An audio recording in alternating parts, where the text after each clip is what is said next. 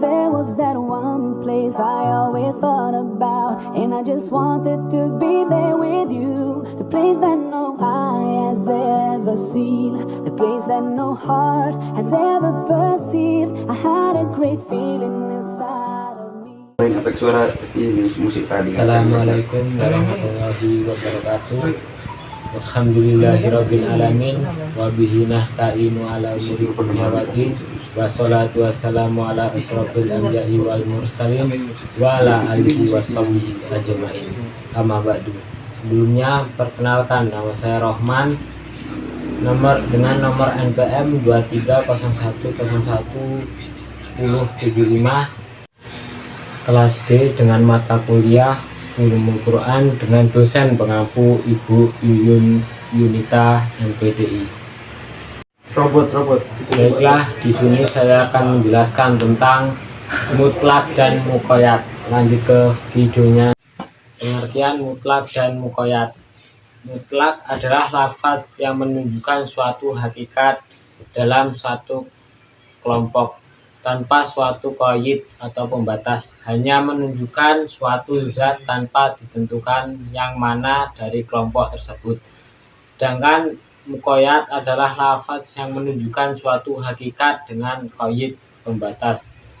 Menurut Kortan, mutlak adalah bacaan yang menunjukkan suatu hakikat tanpa suatu qaid atau pembatas. Jadi mutlak hanya mengacu pada individu atau nomenklatur yang tak tertentu. Abdul Hamid Hakim, mutlak adalah lafaz yang menunjukkan suatu hakikat tanpa ada satu ikatan dari beberapa ikatannya. Sedangkan muqayyad adalah lafaz yang menunjukkan sesuatu hakikat dengan ada satu ikatan dari beberapa ikatannya. Menurut Birjas, bahwa pada dasarnya muqayyad adalah kata sifat atau atribut pada mutlak.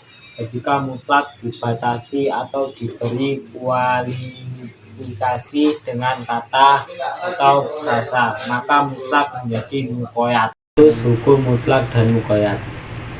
Jika hukum dan sebabnya sama, seperti dalam kasus kafaroh, puasa bagi seorang muslim yang mengingkari sumpahnya, atau dalam pengharaman darah, maka para ulama sepakat membawa lafaz mutlak dibawa ke muqayyad.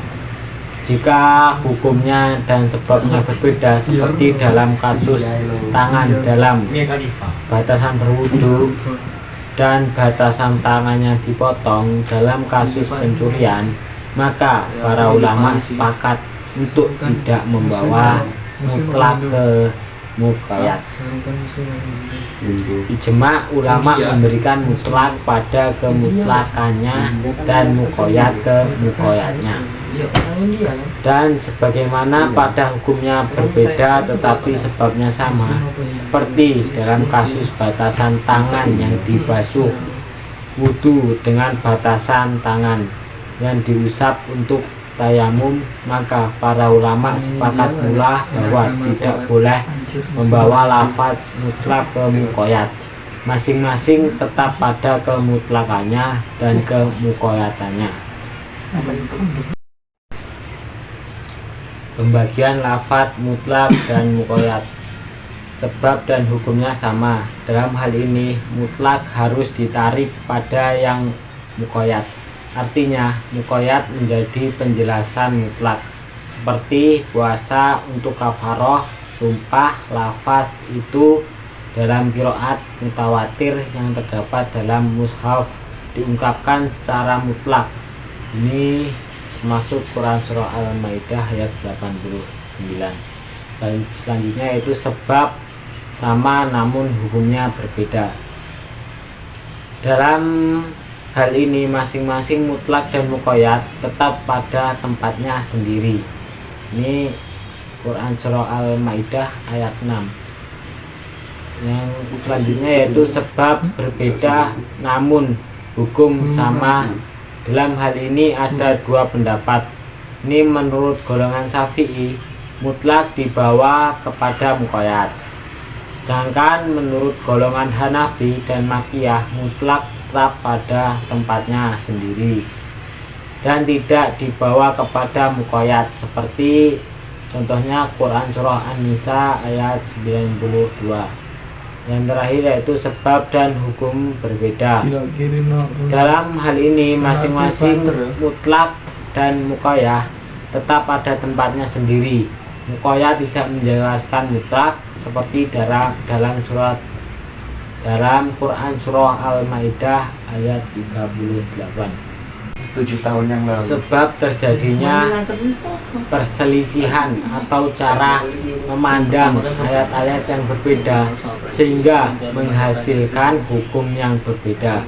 Bagi kalangan Hanafiyah, ayat demi ayat dan nas-nasnya itu berdiri sendiri dan masing-masing bisa menjadi hujjah. Maka pembatasan yang mutlak tanpa dalil itu sendiri justru mempersulit yang tidak diperintah. Sedangkan jumhur terdapat bahwa ayat-ayat dalam satu Al-Quran adalah satu kesatuan yang saling berkaitan. Maka apabila ada satu kata yang menjelaskan, berarti hukum itu sama di setiap tempat kata itu berbeda. Mungkin cukup sekian dari saya. Kurang lebihnya saya mohon maaf. Saya akhiri. Wassalamualaikum warahmatullahi wabarakatuh.